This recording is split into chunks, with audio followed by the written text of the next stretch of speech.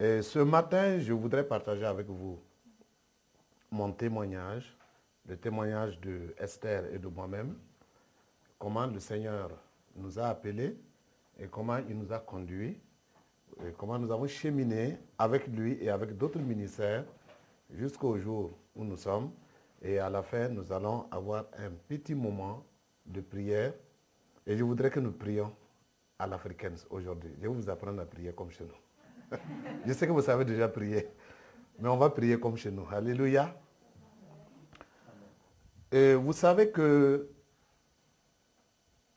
bien avant la fondation de ce monde, que Dieu nous connaissait, nous l'avons déjà partagé ici, et nous avons lu dans le livre de Jérémie que avant que tu ne sois dans le ventre de ta mère, je te connaissais. Donc, ce qui implique que avant que la terre ne soit créée, avant que tous les éléments de la terre ne soient mis en place, on existait déjà quelque part dans la préscience de Dieu. Parce que Dieu nous connaissait. C'est dit que Dieu pouvait, il savait la taille qu'on allait avoir, la forme qu'on allait avoir, le poids qu'on allait avoir. Dieu connaissait déjà tout. Et avant que nous ne sortions du sein de notre mère, il dit, je t'avais consacré prophète des nations. Alors ainsi, moi je suis né sur ce continent de l'Afrique, dans un pays qu'on appelle le Burkina Faso, un petit pays de 274 000 km² avec 12 millions d'habitants, et dans une ville qui s'appelle Fadan-Gourma, qui est à 220 km à l'est de Ouagadougou, vers le Niger. Alors je suis né dans les années 60, particulièrement précisément le 21 décembre 1964. Je suis un pionnier de la cinquantaine, je crois.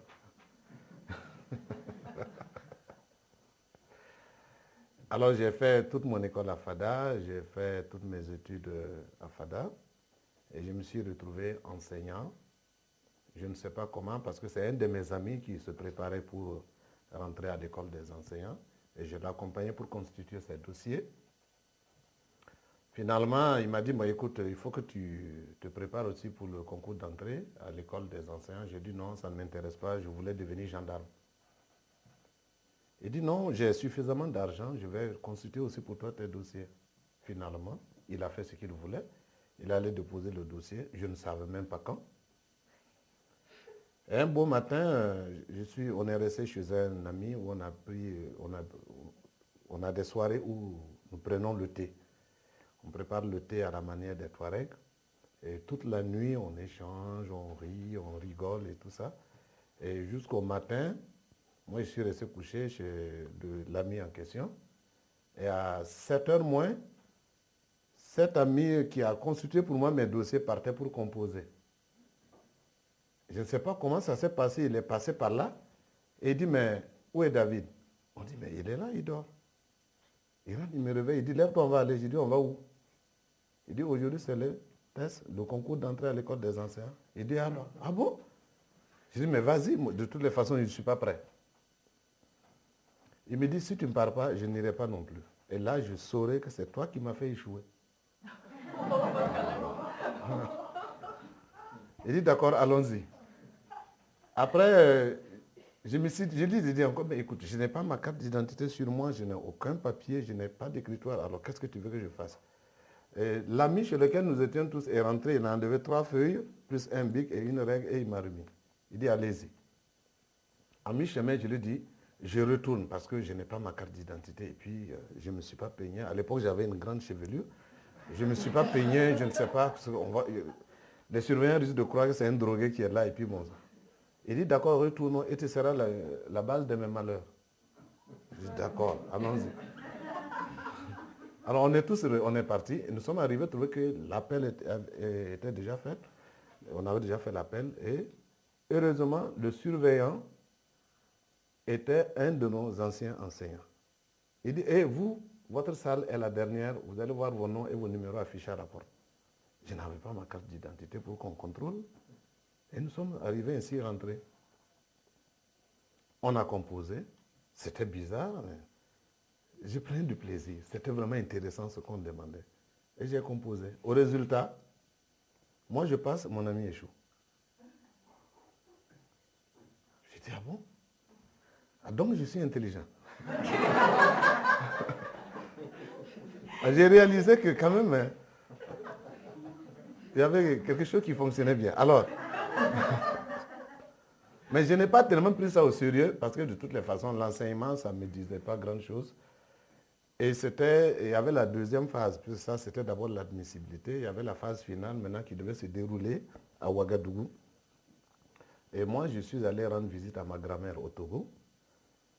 Et quand le jour où je suis revenu à la gare, mon petit frère me rencontre, il dit, ah écoute, on a besoin de toi à Ouagadougou. J'ai dit, moi, il dit oui, j'ai entendu ton nom à la radio. J'ai dit, et qu'est-ce qu'on me veut? Il paraît que tu as fait un concours. Il dit, ah oui, oui, si. Oui, j'avais composé pour les enseignants. Voilà, on a besoin de toi. On dit que c'est après-demain. On dit de préparer 5 récitations et 5 chants. Et moi, mon problème, c'est que même quand j'étais à l'école, je n'avais jamais pu apprendre une récitation par cœur. Voici que maintenant, on me dit d'apprendre 5. Ah, c'était un problème. Donc, où trouver les récitations d'abord? Je ne savais pas. J'arrive à la maison, il y a une de mes petites cousines qui me voit. Elle dit, tiens, j'ai passé le CEP, je suis admis. Je dis, ah, c'est bien. Ah, tiens, tu as un cahier où tu as préparé des récitations? Elle dit, oui. Je dis, voilà, passe-le-moi. Donc, je l'ai récupéré ainsi. Et le lendemain, je partais à Ouagadougou, qui est à 220 km de chez moi, pour aller faire les épreuves. Ah, voilà. C'est ça qui arrive quand on est enseignant.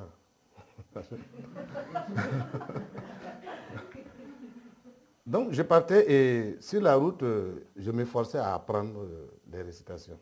Et quand je commence, j'arrive à la fin, j'ai oublié le début. Donc, je suis arrivé à Ouagadougou sans pouvoir apprendre une seule récitation. Et quand je suis arrivé, je suis descendu chez un de mes amis. Alors, le lendemain, il me dit, si je t'amène en voiture, tu ne pourras rien, tu ne seras pas assez dégourdi. Il faut que tu ailles à pied, là, ça va t'éveiller. Et c'est ça qui a été le salut.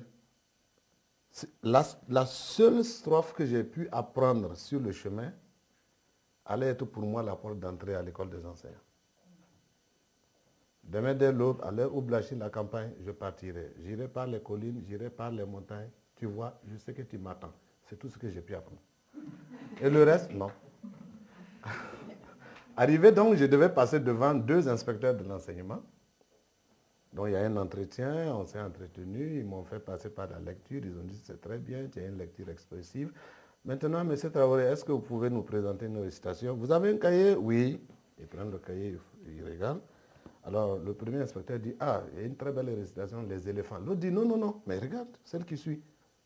Demain dès l'aube, ah, M. Traoré, on vous écoute. Alors je me lève. Demain dès l'aube, à l'heure où blanchit la campagne, je partirai. J'irai par les collines, j'irai par les montagnes. Tu vois, je sais que tu m'attends. On dit, mais très bien, Traoré. Le problème, c'est que je ne connaissais pas le prochain mot.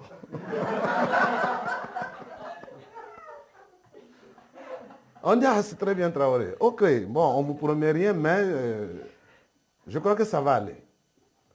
Et une semaine après, j'entends mon nom à la radio, que je suis admis au concours d'entrée à l'école des enseignants. Comme quoi, Dieu connaît toutes choses. Vous savez que notre vie est entièrement, quand nous sommes dans le plan de Dieu, notre vie est entièrement sous le contrôle de son esprit. Mais je n'étais pas converti, ce qui est curieux. J'étais en ce moment musulman, pratiquant, parce que je suis issu d'une, au moins, c'est la famille la plus islamisée de Fada. Mon grand frère est le secrétaire général de la communauté musulmane des sunnites de Fada. Et moi, dès mon enfance, j'ai fait l'école coranique. On nous apprenait à réciter les versets. Et à 17 ans, on nous a introduits à l'école coranique normale, où on apprenait à lire des versets du Coran, mais sans rien comprendre. C'est comme quelqu'un à qui on a appris que B plus A, ça fait Ba, Te plus E, ça fait Te. Donc, on apprend ici, donc on prend le Coran, on est là, on parle, oh, mais on ne sait pas ce que ça veut dire. C'est comme quelqu'un qui est alphabétisé, il peut lire le français, mais la prononciation, c'est autre chose. Donc c'est comme ça. Or, auparavant, j'étais allé voir un charlatan qui m'a dit, quoi que tu fasses dans la vie, il ne faut pas aller dans l'extrême est du pays. Si tu vas, tu mourras. J'ai dit quoi? Et quand j'ai fini ma formation à l'école des enseignants, on nous avait demandé de postuler pour 3 provinces. Moi, j'ai demandé, toutes les 3 provinces que j'ai demandées, c'était dans l'extrême ouest du pays pour ne pas aller à l'extrême est du pays. Et à la sortie des affectations, qu'est-ce qui se passe? Je suis affecté à l'extrême est du pays. Alors là, j'ai dit, là, mieux vaut en partant de partir avec mon cercueil. Mais quand même, je suis parti. Là, ma maman a eu le cœur déchiré. Elle était vraiment abattue par tout ce qui m'arrivait. Donc finalement, je suis arrivé, j'ai pris fonction. On m'avait envoyé, si vous regardez la carte de notre pays à l'est, il y a une pointe qui rentre dans le Niger. Le Seigneur a trouvé bon qu'on m'envoie dans cette pointe de l'extrême est même du pays. Donc je suis arrivé, j'ai fait 1 an. L'inspecteur m'a réaffecté parce qu'il y avait un département à côté qui avait besoin de footballeurs et à l'époque je jouais au ballon, j'étais un grand footballeur. On m'a affecté pour que je puisse participer aux activités de cette équipe. Et en même temps, j'enseignais dans l'école de mon épouse, Esther. En ce moment, elle était à l'école. Et moi, j'étais enseignant déjà. Donc, c'est là qu'un jour, le 8 décembre 1990 précisément, quand bien même j'étais musulman pratiquant, ça ne m'empêchait pas d'avoir des petites bouteilles de Johnnie Walker sous mes fauteuils à la maison. Je me cachais boire, et je me cachais aller chez les charlatans pour la divination. Et j'étais vraiment un spécialiste dans le péché. Et j'étais très subtil. Les gens ne se rendaient pas compte, mais c'est ce que j'étais. Donc comme quoi, la religion ne sauve pas. La religion ne nous débarrasse pas des tares de notre vie. On a peut-être une bonne discipline, mais il n'y a rien de changé à l'intérieur. C'est toujours l'homme animal qui est en marche. Donc c'est ainsi qu'un soir, on s'est caché chez un autre encore. J'avais un ami qui était un professeur de gymnastique. On a bu et on était un peu dans les gaz. Il dit, écoute, si on veut bien se sentir un peu à l'aise, il faut qu'on parte courir pour transpirer et diminuer un peu. Il dit, d'accord. Lui, il habitait à côté du terrain. Il dit, tu me devances, je rentre chez moi, je me change et je te rejoins. Et c'est là que tout allait se jouer. Alors ce soir, aux environs de 16 heures, quand je suis rentré dans ma maison, j'ai ouvert la porte, je suis rentré. Chez nous, vous savez, quand il fait très chaud au mois d'avril, quand les températures atteignent 42, 43 degrés, alors, vous savez, les maisons en tôle, quand ça s'échauffe, il y a un bruit de détonation souvent qui se fait entendre. Alors, quand je suis rentré, pourtant nous étions en décembre, c'est notre hiver, les températures sont 18, 20 degrés. Ah, nous, on met déjà 2 habits. Hein. C'est un froid sec et il y a un vent qui souffle. Donc, je suis rentré, c'était en décembre. Et dès que je suis rentré, j'ai entendu la détonation. J'ai dit, mais qu'est-ce qui se passe? Et c'est là qu'il y a une angoisse qui m'a envahi. Mon cœur s'est emballé. J'avais envie de fuir, j'avais envie de courir. Mais je me suis rappelé que dans ma maison, dans ma chambre, j'avais des fétiches. Et je me suis dit que je vais rentrer prendre ces fétiches et faire des incantations pour voir si j'allais pouvoir maîtriser la manifestation qu'il y avait dans ma maison. Et quand je me dirigeais vers ma chambre, cette angoisse augmentait et j'avais envie de crier et de courir. Donc j'ai fait demi-tour pour aller appeler mon ami pour qu'on vienne rentrer à 2. Et c'est là, quand je suis sorti, je courais pour aller chez mon ami. Je suis arrivé, il y a un endroit où il y a des grands arbres, des nimes. Je ne sais pas si vous connaissez ces arbres. Ce sont des arbres, c'est une plante tropicale chez nous qui maintient la terre ferme et qui produit de l'homme. Donc c'est arrivé sous cette forêt de nimes là que j'ai entendu une voix dans les cimes qui m'a donné un ordre. La voix a dit, arrête-toi. Et arrête-toi mon corps a obéi sans que moi, je ne veuille m'arrêter. C'était quand même bizarre. C'est dire qu'elle était impérative, pleine d'autorité, que mon corps a obéi sans que moi, je ne commande à mon corps de s'arrêter.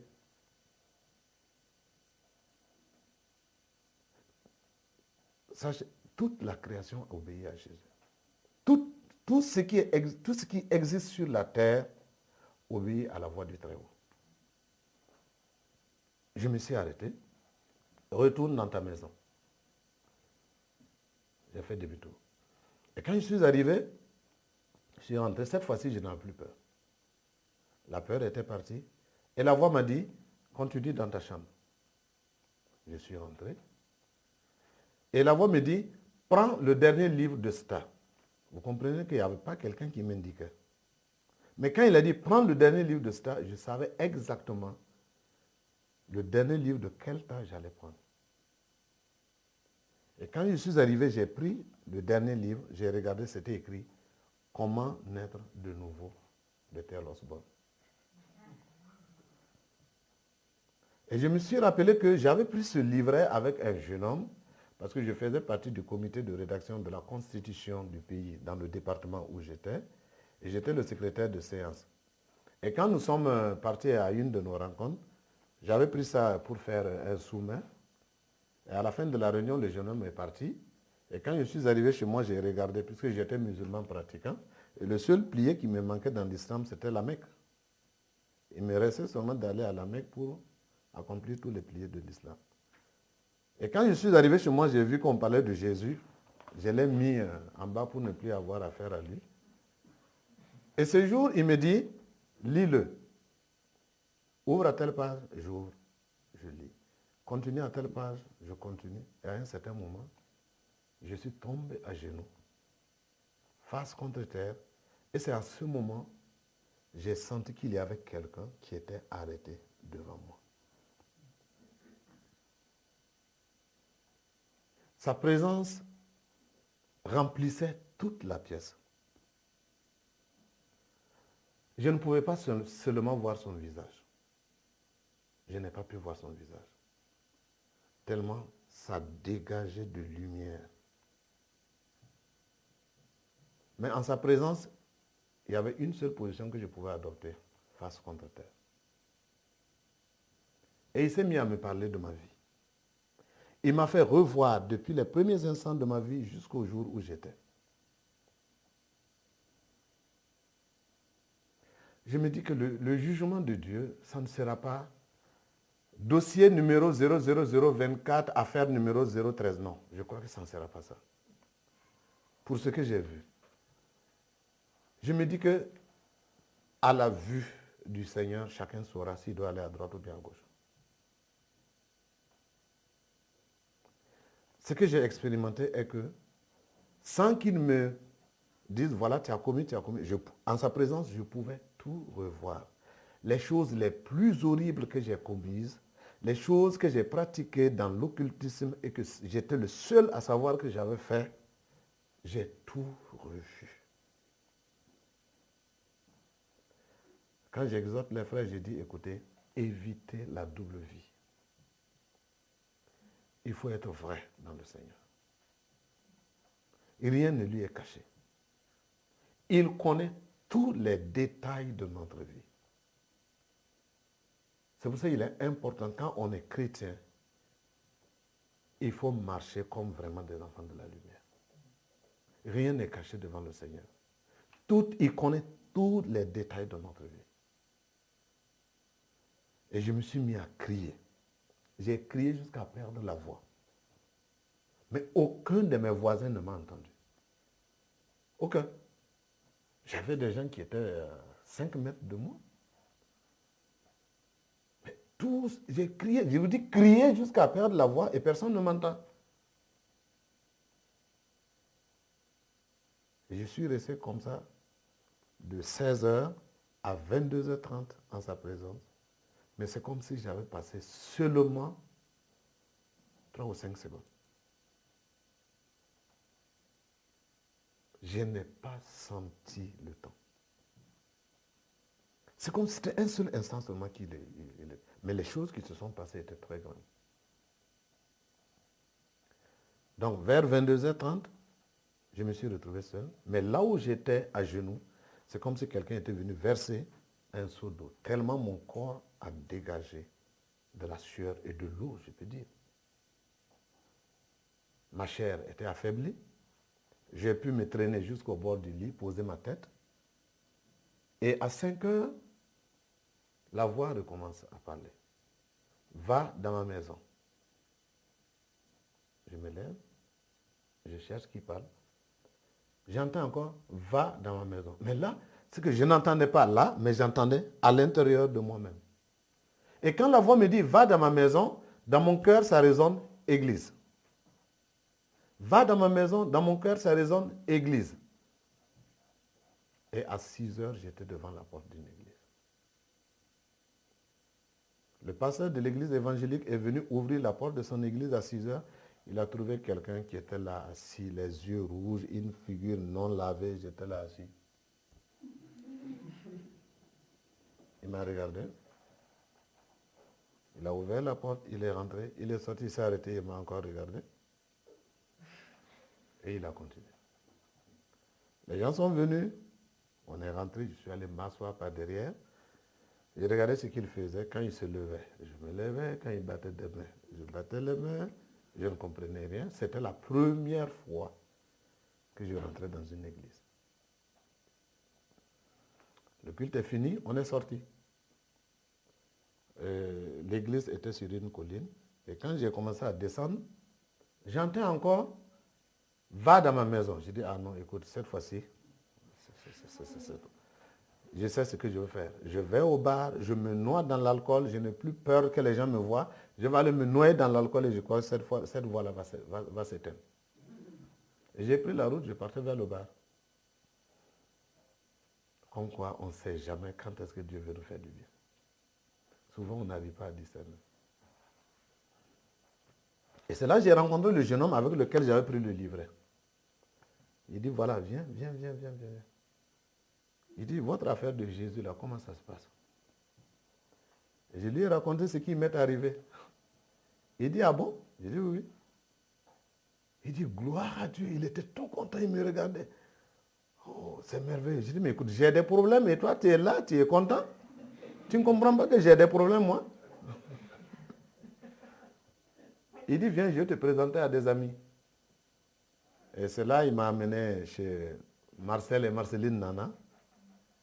Ils sont vraiment, c'est un couple chaleureux. Ce sont mes parents spirituels. Alors, ils m'ont amené chez eux, ils m'ont reçu. Et je les ai raconté ce qui s'est passé. Là, ils m'ont fait savoir, ils disent, mais tu as reçu une grâce particulière. Et c'est la première fois, l'une des premières fois où j'entendais le mot grâce. Tu sais que tu as rencontré le Seigneur Jésus? Je dis, ah bon? Ah bon? Et ils m'ont encouragé, ils m'ont exhorté, ils m'ont donné une Bible, ils m'ont appris à lire la Bible, ils m'ont appris à prier et je passais du temps avec eux. Et j'étais arrivé à un moment tel que quand je quittais l'école à 17h, j'arrivais chez moi vers 17h30, 18h, j'ouvrais la Bible, je ne la refermais qu'à 5h30 du matin pour me préparer et retourner à l'école. J'avais envie de savoir tout ce qu'il y avait dans la Bible. J'ai commencé à lire la Bible, à la lire, livre par livre, livre par livre. Verset après verset, jusqu'à la fin, et j'ai recommencé. Je voulais vraiment découvrir ce qu'il y avait dedans. Et c'est là, Dieu a commencé à me parler par la Bible. Je recevais ces paroles comme Dieu me parlant directement. Et j'avais la même sensation que quand celui qui était devant moi me parlait. Il n'y a pas de différence. Quand vous lisez la Bible et vous recevez les paroles de Dieu, il n'y a pas de différence que quand vous l'entendez parler. Sa parole a la même puissance. Ce qu'il peut dire et transformer votre vie, c'est ce que la Bible dit. C'est la même puissance. Alors, un jour, j'étais là, j'ai prié, j'étais à genoux du moins, je priais. Et à un certain moment, ma maison a commencé à prendre une autre coloration. Les murs, il n'y a pas de... Puisque là où j'étais, c'était avec les lampes à pétrole. Donc la lumière a commencé. Les murs ont commencé à devenir un peu plus blancs. Ça a commencé à s'éclairer et la pièce où j'étais est devenue toute blanche de lumière. Mais je ne voulais pas quand même arrêter de prier. J'ai continué de prier et c'est en ce moment, je me suis mis à dire des choses que moi-même je ne comprenais pas. Je parlais une langue que je ne comprenais pas et ça venait, je parlais. Et je prenais du plaisir à parler. Et j'ai parlé pendant longtemps. Mais mon problème maintenant, je ne voulais pas que les autres sachent que cela m'arrivait quand je priais seul. Je ne savais pas ce que c'était. Alors, quand je priais avec les autres frères et que je sentais que ça montait, je fermais la bouche. J'attrape ma bouche. Alors un jour, pendant qu'on priait, j'ai pas su, j'étais tellement fixé sur le sujet pour lequel je priais que je me suis mis à parler. Et Madame Nana a reçu l'interprétation de ce que j'avais dit. Et là, vraiment, ça a fait du bien à tout le monde. J'ai compris que je devais régler quelque chose avec le Seigneur. Je me suis repenti vraiment. Alors j'ai continué comme ça, sous l'œil bienveillant, bien sûr, de Marcel et de Marceline, qui m'ont toujours encouragé, qui m'ont toujours exhorté. Alors un autre jour, pendant encore que je venais juste de finir de prier, je suis allé me coucher. J'ai eu juste le temps de tirer la couverture sur moi-même.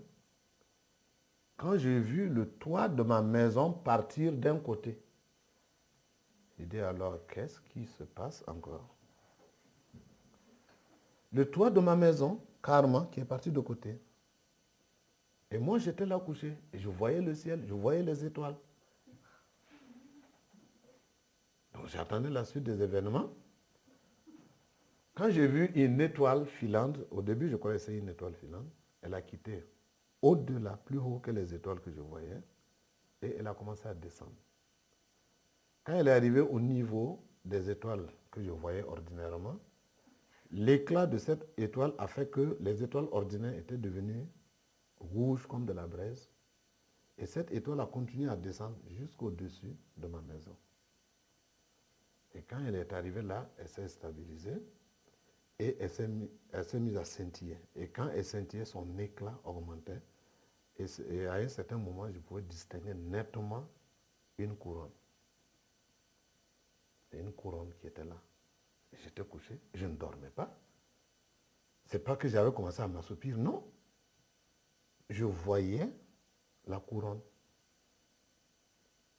Et il y a une goutte de sang qui a quitté donc la partie supérieure de la couronne. Et quand la goutte est arrivée juste en bas, elle s'est arrêtée et elle s'est mise à écrire. J'ai pu lire, je te prépare pour une grande mission. Alors je suis resté là à regarder. Et à un certain moment, et la couronne et les écritures se sont retirées, ils sont repartis dans le ciel. Les étoiles ont repris leur éclat normal et le toit de ma maison est revenu. Je ne comprenais rien. Je me suis levé juste prendre un stylo et j'ai écrit tout ce que je venais de vivre. Dieu est fidèle. Alléluia. Frères et sœurs, vous savez, tous les événements de notre vie, il faut que nous apprenions à les voir d'une manière positive. D'une manière positive. Alléluia. En fait, ce qui nous arrive, ce n'est pas forcément, même ce qui nous arrive de difficile et de malheureux, en réalité, si nous regardons cela avec l'œil, là justement, nous agissons notre regard selon le Saint-Esprit, il y a quelque chose à tirer. On peut se rendre compte soit que c'est peut-être nous qui n'avons pas bien géré la situation. Dieu contrôle notre vie et il veut nous accorder le meilleur. Donc c'est comme ça. Alors j'ai continué à cheminer avec les frères et sœurs et je me préparais maintenant pour mon mariage. Et là c'est un autre problème parce que quand j'étais musulman, j'étais fiancé à une jeune fille qui travaillait au Trésor. Elle était agente du Trésor. Donc chez nous, les agents du Trésor, ils sont très bien payés. Et elle avait hérité de grands biens du côté de sa grand-mère qui l'avait élevée. Elle avait élevé d'un grand troupeau de bœufs et des bijoux en or et en argent. Elle avait vraiment de l'argent, puisqu'elle pouvait venir compter 100 000, 200 000 francs CFA, me donner. Et quand je me suis converti, quand j'ai rencontré le Seigneur, Jésus, elle dit, mais écoute, tu laisses tomber ton Jésus là, tu reviens pour qu'on fasse le mariage. Et pour l'occasion, elle enlève 300 000 francs CFA. Elle me donne. Je prends, je dis, écoute, c'est bien ce que tu fais, mais prends ton argent parce que je suis en train de vivre quelque chose de passionnant. Je voudrais d'abord savoir ce qu'il y a dedans. Donc elle est partie comme ça, me laisser. Et moi, dans ma prière, j'ai dit, Seigneur, s'il te plaît, que je te serve sans femme, que ta volonté soit faite. Alors j'ai fait cette prière au Seigneur. Et le Seigneur, lui, il me montre il me donne des visions où je suis en train de prier pour des gens. Par exemple, il m'a donné une vision où il y avait des arbres fruitiers dont les branches même allaient se rompre parce qu'ils sont chargés de fruits. Mais tous les gens qui étaient couchés en bas mouraient de malnutrition. Ils étaient tous affamés. Ils ne pouvaient pas consommer les fruits qui étaient là. Et moi, j'étais là pour les aider à manger ces fruits et retrouver leur force. Et je priais pour leur bénédiction. Et dans la vision, quand je priais, j'entendais une personne derrière moi qui disait « Amen, Seigneur, accomplis ta volonté ». Et quand je me retourne, c'est Esther. Alors, je ne comprenais pas. Je disais « Ah, Seigneur, quand même pas elle, c'est une de mes anciennes élèves. Et je suis un ami de son grand frère. » Vous savez, chez nous, quand vous êtes ami à quelqu'un, vous ne pouvez plus courtiser une fille de sa famille. Parce que vous êtes considéré comme un grand frère dans la famille. Donc je dis, je suis ami de son grand frère et c'est une de mes anciennes élèves. Qu'est-ce que les gens vont penser? Non. Mais on a cheminé ainsi jusqu'au jour où le Seigneur m'a donné clairement une vision pour me dire c'est elle. Il m'a donné une vision où je marchais sur une plage et j'ai vu une jeune fille qui est venue vers moi, qui m'a tendu ses deux mains, qui m'a dit ceci, je t'offre mon amour, je te l'offre tout entier. Quand j'ai attrapé ces deux mains, il y a une eau qui a quitté le ciel, qui est descendue sur nous. Et même quand je me suis levé, je pouvais encore ressentir cette fraîcheur-là sur mon corps. J'ai dit alors, Seigneur, j'ai compris, mais est-ce que réellement c'est ça? Le Seigneur est patient. Il est vraiment très patient. Il dit, Seigneur, si c'est réellement elle, qu'elle vienne chez moi et qu'elle pose un acte qui symbolise quand même la vie d'un foyer. Et un samedi, j'étais là, elle est allée au collège, il n'y avait pas cours, elle revenait, elle est passée à côté de chez moi. Elle dit bonjour mon frère, j'ai dit bonjour ma soeur, ça va? Elle dit oui, ah mais ta maison est sale. Elle a pris le balai, allez hop, elle a balayé. Mais tes assiettes sont sales aussi, fais la vaisselle.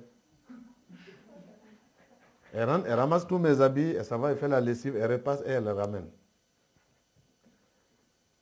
Et je m'assois encore, je dis, Seigneur, est-ce que vraiment c'est...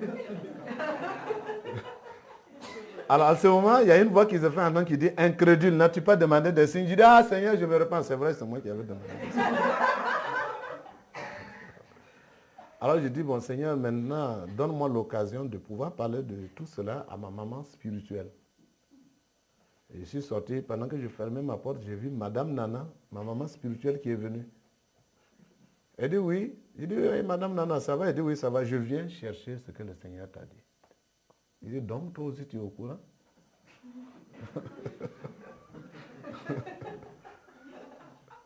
Et d'accord, je viens et je vais te le raconter en détail. Donc c'est comme ça que Esther et moi, on a cheminé. Et on s'est mariés par la suite. On s'est mariés le 30 octobre 1993. C'est comme il y a seulement 13 jours de cela. il n'y a pas longtemps. Un an, ça passait comme un jour. Et pendant qu'on se préparait pour le mariage, on allait se marier le 30 octobre, mais jusqu'en fin juillet, je n'avais même pas 10 000 francs CFA pour me marier. 10 000 francs, ça fait 100 francs français. Hein. Je n'avais même pas 10 000 francs CFA. Ma famille, à cause de ma conversion, m'avait laissé tomber. Donc, j'étais avec le Seigneur. Alors, quand Esther et moi nous avons prié, j'ai entendu la voix qui dit, je prends ton mariage en charge. Il te surprendra et toi et les autres. J'ai dit non. Seigneur, ton langage, je ne le comprends pas très bien, mais comment mon mariage me surprendra moi? Je me marie et mon mariage me surprend. Comment? Je ne comprends pas. Alors, en fin août, quand je suis allé pour prendre mon salaire, j'ai trouvé que j'avais un rappel de 127 000 francs CFA. En plus, mon salaire. Je ne sais pas pourquoi. J'ai vu seulement un rappel. Je prends.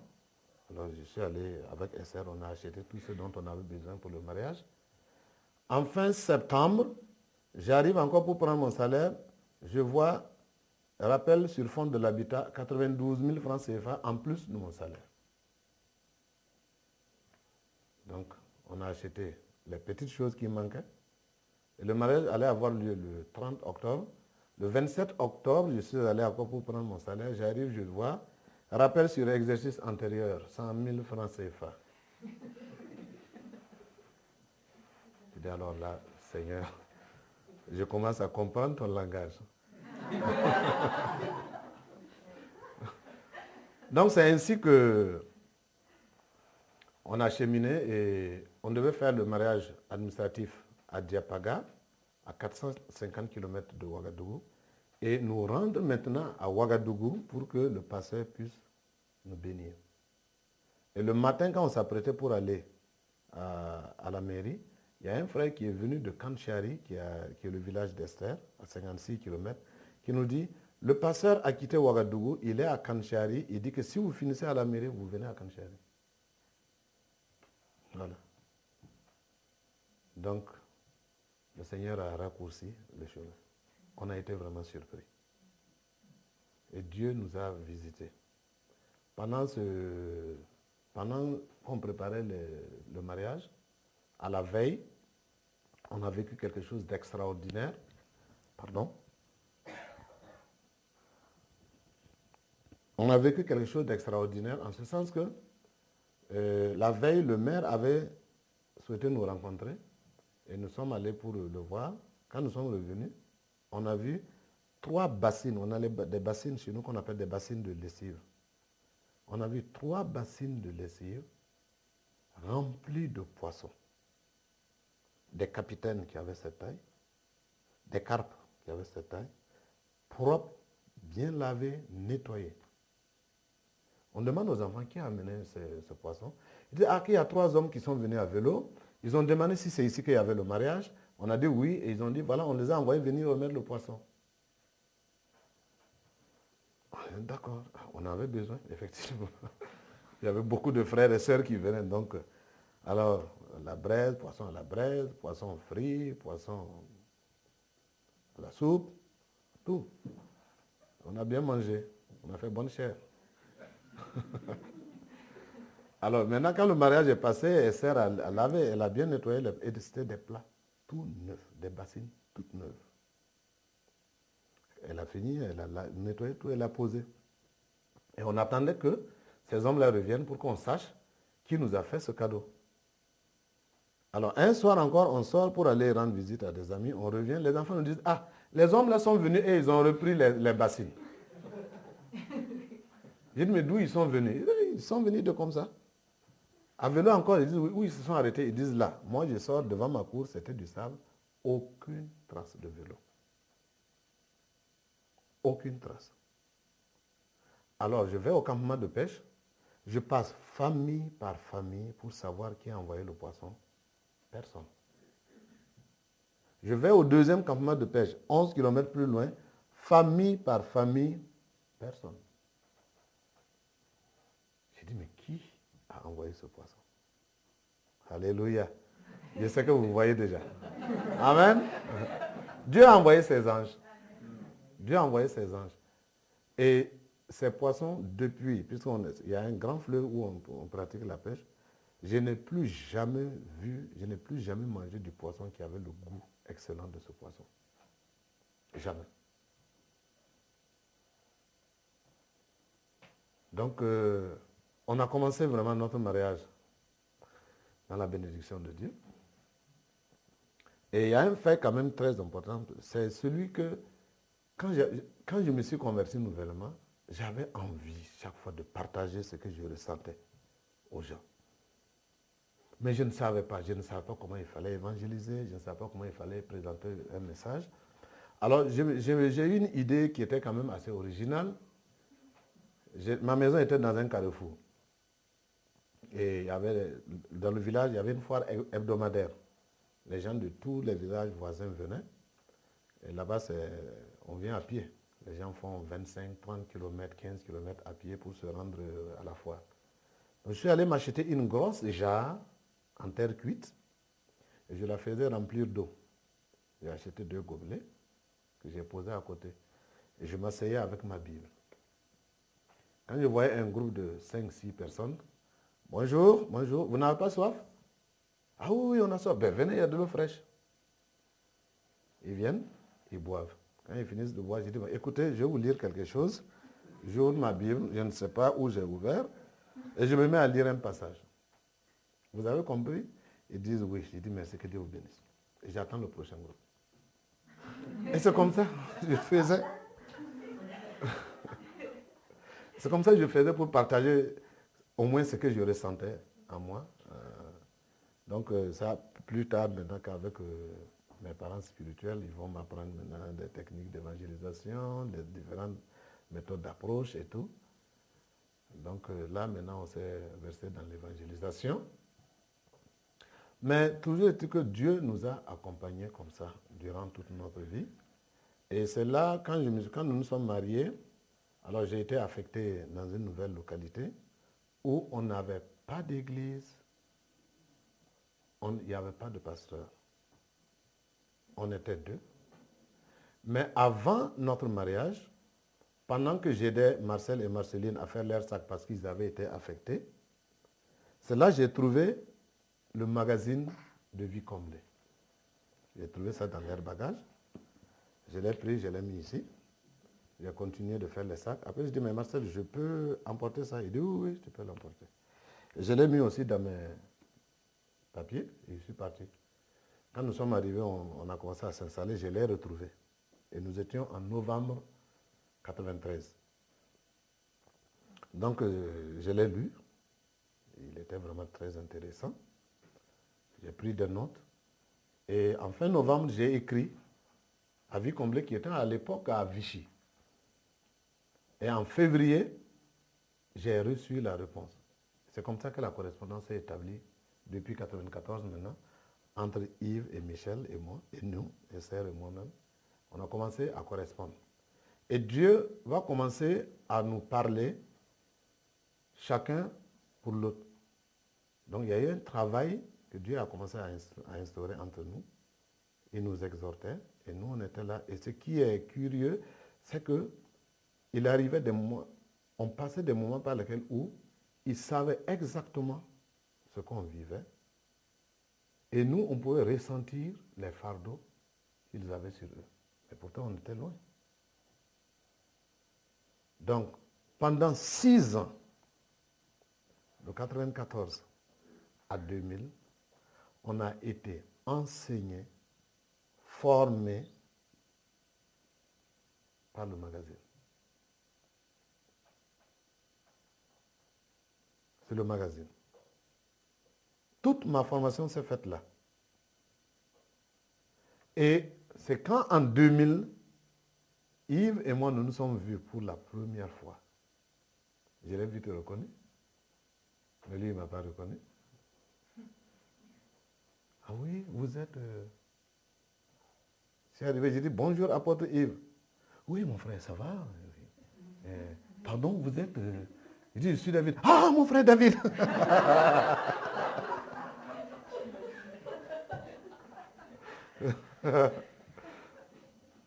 Ah oui, c'était un moment inoubliable. Donc, c'est quand nous nous sommes connus, parce qu'il était venu chez nous pour une conférence internationale. C'est là que nous nous sommes connus. Et c'est là qu'il a commencé à me parler du centre chrétien de la parole de la foi. Amen. Et il a dit, ils pourront bien vous aider aussi. Donc, on a commencé à recevoir des cassettes et des livres du centre chrétien d'ici. Et c'est venu compléter nos attentes, toute notre formation, Esther et moi-même. C'est pour dire que quand Dieu nous appelle, vous savez, chez nous, les gens ont certaines idées. Tant que tu n'es pas allé à l'école biblique, tu ne peux pas servir Dieu. Quand les gens me demandent où tu as été formé, de quelle école tu as faite, je dis, mon école, c'est dans mon salon. Ils disent, non, on est au sérieux. Je dis, mais regardez, moi aussi, je ne ris pas non plus, je suis au sérieux. Ma formation s'est faite dans mon salon. Et comment? Je dis, par des magazines et des cassettes. Et là, les premières cassettes que j'ai reçues, vraiment, ces choses, je pouvais m'asseoir, les écouter de 22h à 3h, 4h du matin. Je repasse, je réécoute, je prends des notes, je repasse, je réécoute. J'avais envie, puisqu'il y a quelque chose qui montait en moi. J'étais qualifié pour mon œuvre. Et la première parole que j'ai reçue, c'est toi qui mettras ce peuple en possession du pays que j'ai juré à leur père de leur donner. Pour moi, ce peuple-là, c'est le Burkina Faso. Et là, tout ce que je recevais maintenant, ça me faisait grandir. Et ça faisait grandir en même temps ce que je ressentais en moi. Un jour encore, j'ai dit, Seigneur, mon épouse et moi, qu'est-ce que nous pouvons faire? Il dit, tu seras affermi par la justice. Ne crains rien. Je suis avec toi. Merci Seigneur. Une autre fois, pendant que j'étais encore en doute, il dit, tu seras comme un jardin arrosé dont les eaux ne tarissent pas. Quoi? Un pays sahélien comme le Burkina? Ben, merci Seigneur. Donc, ce sont des paroles que le Seigneur a amenées pour des indices qu'il mettait sur notre chemin pour que nous puissions rester dans la ligne droite. Et nous avons cheminé ainsi, donc aux côtés de Vie Comblée et du Centre chrétien de la parole de la foi, jusqu'au jour où le Seigneur nous a parlé clairement et on avait commencé à prendre des notes sur toutes les idées que le Seigneur nous inspirait. Et un jour, dans la prière, voilà qu'un nom se présente à nous, Centre chrétien, la parole vivante. On a tout mis sur écrit et nous sommes demeurés dans la prière et le Seigneur nous dit, voilà ce que vous allez faire. Vous ne ferez pas ce que les autres font, mais vous ferez ce que je vous destine à faire. Donc, nous avons, en ce moment, je travaillais avec une église qui s'appelait l'Union internationale des chrétiens. Alors, on m'avait confié une assemblée, du moins, c'est des gens que j'avais évangélisés et que j'avais donné à cette union. Et c'était une assemblée quand même qui valait près de 100 à 150 personnes et dont j'étais le pasteur. Donc, on a travaillé et finalement, un jour, j'ai dit au pasteur, je crois que mon appel, ce n'est pas d'être établi sur une assemblée. Je ne suis pas fait pour être un pasteur établi sur une assemblée. J'ai un ministère et voici comment il se présente. J'ai décrit. Oui, ça va, oui, j'ai compris, on va voir. Après, il ne me dit plus rien. Et moi, ça brûlait, ça montait en moi. Donc finalement, j'étais obligé de le revoir. Il est passé par des moments difficiles à certains moments. Et je suis allé, je l'ai vu plusieurs fois, je l'ai aidé à se stabiliser. Mais il ne voulait pas toujours entendre ce que moi je ressentais en moi-même. Donc finalement, un jour, j'étais obligé de prendre ma responsabilité. J'ai écrit pour dire, écoute, je crois que je dois m'atteler à ce à quoi le Seigneur m'appelle. Donc je suis parti comme ça. Et Esther et moi, nous sommes restés une semaine encore dans la prière. Et quand le Seigneur a fini de formaliser tout dans notre cœur, nous nous sommes mis dans la prière et nous avons commencé notre ministère le 1er janvier 1995. C'est un jeune ministère encore. Mais déjà, Dieu a commencé à honorer sa parole au milieu de nous. Nous avons mis en place un centre chrétien qui s'appelle la Parole Vivante. Et ce centre chrétien, le premier objectif de ce centre chrétien, c'est l'enseignement et la formation. Donc nous dispensons des enseignements et aussi nous avons pu mettre en place, dans le cadre de la formation, un centre de formation biblique avec l'appui, la collaboration et le soutien du centre chrétien, la parole de la foi d'ici. Merci beaucoup pour tous les équipements que vous avez mis à notre disposition. Et nous avons déjà un premier groupe d'étudiants qui sont déjà en vacances et un deuxième groupe qui va commencer en octobre prochain. Avec les frères Touareg du Niger, avant de venir ici, j'étais au Niger pour voir les hommes bleus du désert. Donc avec eux aussi, on a beaucoup échangé et ils sont beaucoup intéressés aussi par la formation biblique. Donc ce sont des perspectives qui se présentent à nous. Je crois que c'est un défi à nous tous. Et je crois que Dieu pourvoira. Amen. Donc il y a le département de la formation dont je suis le responsable. Il y a le département de la compassion qui s'occupe des prisonniers et des malades à l'hôpital. Donc chaque dimanche, nous avons un culte avec les prisonniers et nous avons un deuxième groupe qui rend visite aux malades à l'hôpital. C'est vrai, il y a beaucoup de besoins qui se présentent puisque les prisonniers, ils ont besoin de médicaments, ils ont besoin de vêtements. Souvent, ils nous demandent des Bibles. Bon, on n'arrive pas toujours à les satisfaire parce qu'une Bible, les Bibles comme je vois ici, là, une Bible coûte déjà 2500 francs CFA. 2500 francs CFA dans une population où près de 80% des familles vivent avec moins d'€1 par jour. C'est pas évident. C'est pas évident. Donc, mais nous essayons au mieux de les satisfaire parce que nous sommes obligés, quand il y a une demande comme ça, qu'on se concerte entre nous, nous faisons une cotisation pour pouvoir acheter les Bibles données à ses frères. Et ce qui nous a beaucoup marqué dans ces visites de la prison, c'est qu'on a eu un criminel qui venait de tuer sa femme, s'est tourné vers le Seigneur. Il était dans sa cellule. Dans nos prisons, il y a ce qu'on appelle les cellules choc. C'est-à-dire que c'est les criminels les plus violents qu'on garde là-bas. Et de sa cellule, il a entendu les gens du département de la compassion prêcher l'évangile aux autres prisonniers. Et il a demandé à les rencontrer le dimanche prochain. Effectivement, dimanche, ils sont allés le rencontrer. Il a entendu la parole de l'évangile. Il a quitté sa chaise. Il est tombé à genoux. Il a pleuré. Il dit, mais si j'avais connu cette vérité, ma vie n'allait jamais être ce qu'elle a été. Je n'allais jamais poser ces actes qui m'ont amené ici. Donc il a demandé à me rencontrer avec donc, le concours des juges d'instruction et des autorités pénitentiaires. J'ai pu le rencontrer, j'ai prié avec lui, je l'ai beaucoup exhorté et il a demandé à être baptisé. Et un jour de Pâques, en prison, c'était la fête. Il était en prison, mais il était plus libre que certaines personnes qui étaient dehors. Et ça a été la première personne que j'ai baptisée depuis que j'ai commencé le ministère du Centre chrétien. J'ai été vraiment très honoré par le Seigneur. Ça a été un privilège pour moi de pouvoir le faire.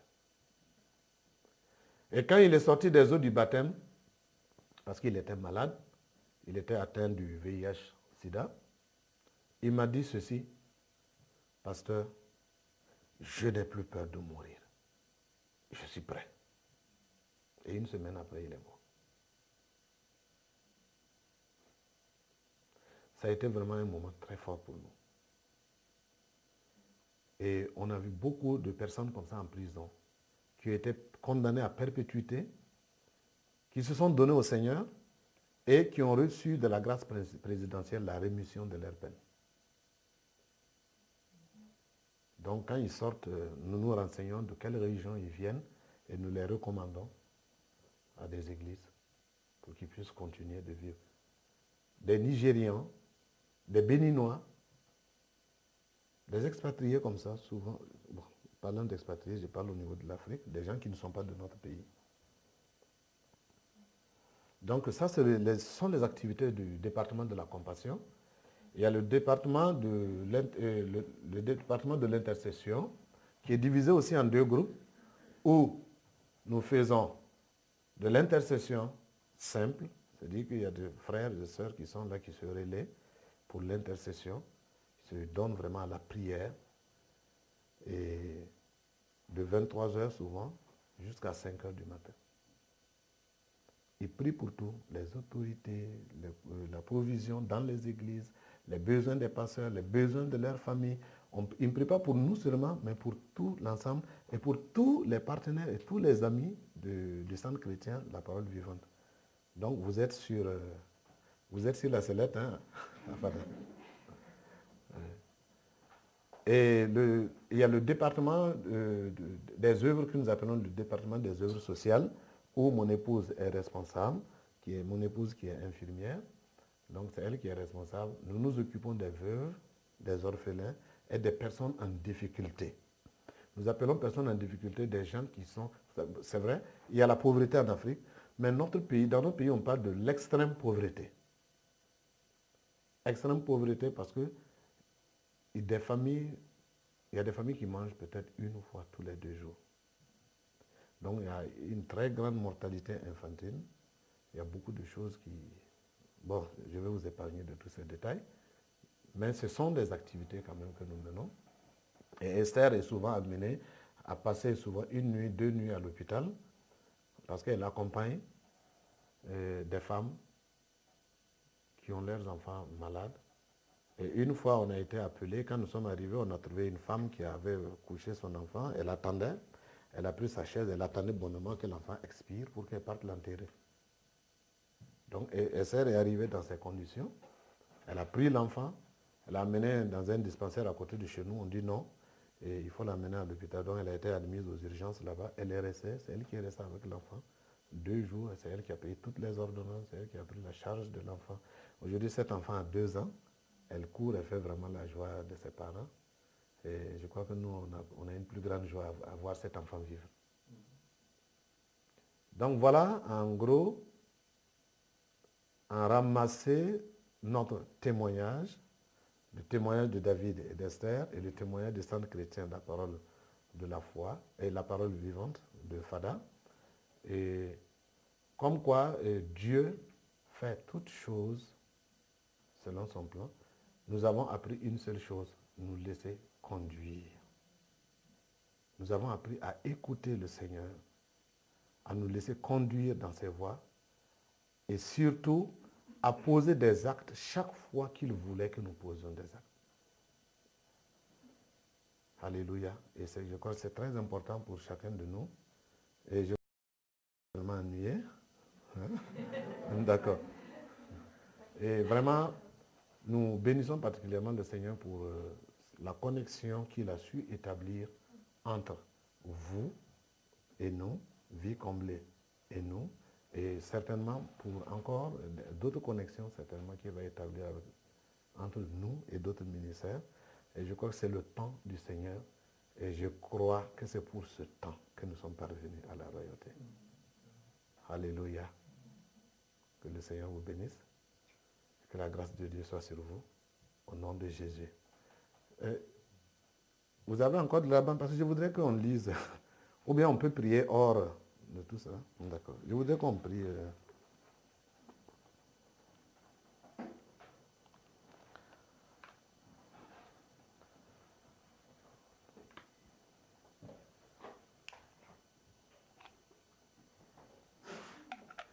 Excusez-moi.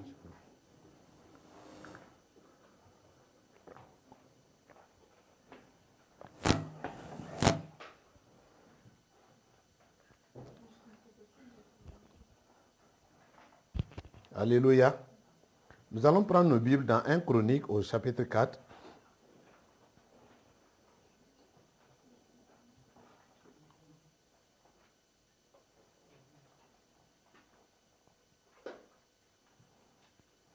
Un Chronique au chapitre 4.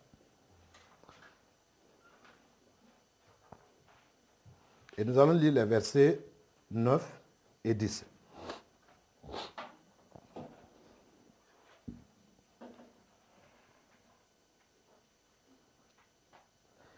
Voici ce qui est écrit. Jabed était plus considéré que ses frères, sa mère lui donnant le nom de Jabed en disant, c'est parce que je l'ai enfanté avec douleur. Jabed invoqua le Dieu d'Israël en disant, si tu me bénis et que tu étendes mes limites, si ta main est avec moi, et si tu me préserves du malheur en sorte que je ne sois pas dans la souffrance. Et Dieu accorda ce qu'il avait demandé. Alléluia. Ce matin, quand je étais en train de lire ce passage, vraiment, ça m'a inspiré beaucoup de choses. Amen. Jabed était plus considéré que ses frères. Pourquoi nous n'arrivons jamais à réaliser l'importance que nous avons aux yeux de Dieu? Les chrétiens n'arrivent pas tout le temps à réaliser l'importance qu'ils ont aux yeux de Dieu. Si Dieu a accepté aller chercher un musulman, comme les musulmans l'appellent, un mécréant, comme moi, pour m'emmener dans la lumière de son Fils, c'est vraiment un amour qu'il a manifesté. Dieu nous accorde une très grande considération. Tu as de la valeur pour Dieu. Tu as de la considération aux yeux de Dieu. C'est pour cela que Dieu t'a donné un nom. Amen. Dieu t'a donné un nom. Et le plaisir qu'il prend en t'appelant par son nom, c'est inexprimable. Il dit, ils seront mon peuple. Et moi, je serai leur Dieu. Alléluia. Et ici, la Bible nous dit que Jabed était plus considéré que ses frères. Sa mère lui a donné son nom en disant, je l'ai enfanté dans la douleur.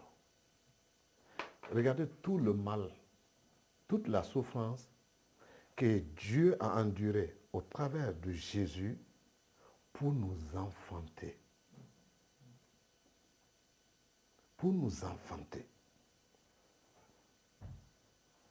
Pour nous faire naître d'en haut.